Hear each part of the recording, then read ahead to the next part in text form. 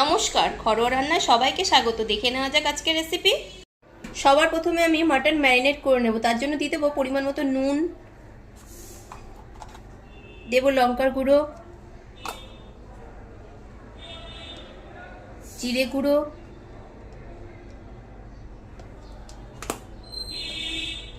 দিয়ে দেব হলুদ গুঁড়ো, দেব টক দই 2 চামচ মতন, দেব 2 চামচ পরিমাণ আদা বাটা,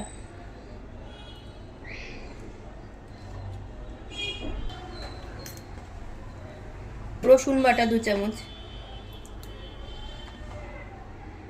এবার এই সব দিয়ে মাটনটাকে মেখে আধ ঘন্টা থেকে 40 মিনিট মতন আমি রেখে দেব। মাটন মেখে নিয়েছি, এবার ঢেকে রেখে দেব। সবার প্রথমে কড়াইতে দিয়ে দেবো পরিমাণ মতন সর্ষের তেল। তেল গরম হয়ে গেছে, এবার নুন হলুদ মাখিয়ে রাখা আলুগুলোকে দিয়ে ভেজে নেব।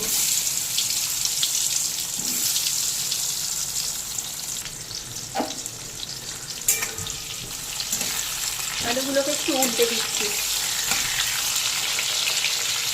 আলু ভেজে তুলে নিয়েছি, এবার দিয়ে দেবো তেজপাতা আর এলাচ দারচিনি লবঙ্গ ফোড়নের জন্য।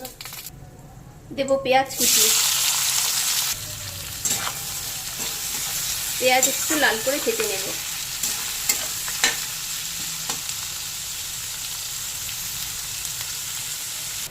পেঁয়াজ ভাজা হয়ে গেছে, এবার দিয়ে দেবো ম্যারিনেট করে রাখা সেই মাটন।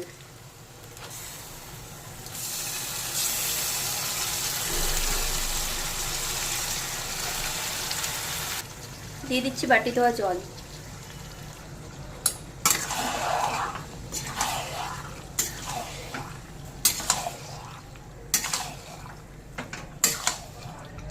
এবার মাটনটাকে মিনিট 10 মতন একটু কষিয়ে নেব।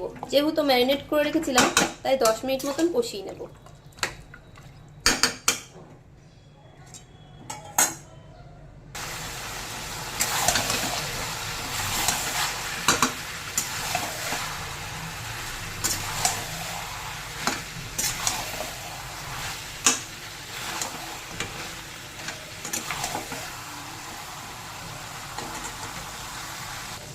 এভাবে একবার মাটন রান্না করে দেখবেন, তাড়াতাড়ি রান্নাও হয়ে যাবে, খেতেও ভালো হবে, আবার গ্যাসও কিন্তু বাঁচবে, কেননা খুব তাড়াতাড়ি রান্নাটা হয়ে যাবে।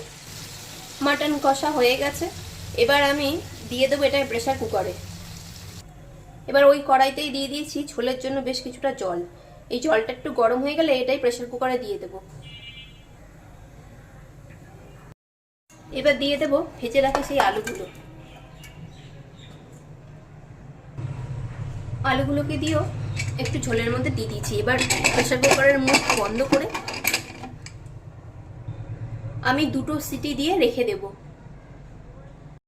কিছুক্ষণ পর ঢাকনা খুলে আমি বাটিতে সার্ভ করে নিয়েছি মাটন। এভাবে একবার আপনারা বানিয়ে নেবেন, আশা করছি আপনাদেরও ভালো লাগবে। খুব শীঘ্রই দেখা হচ্ছে নতুন কোনো ভিডিওতে। সবাই ভালো থাকবেন।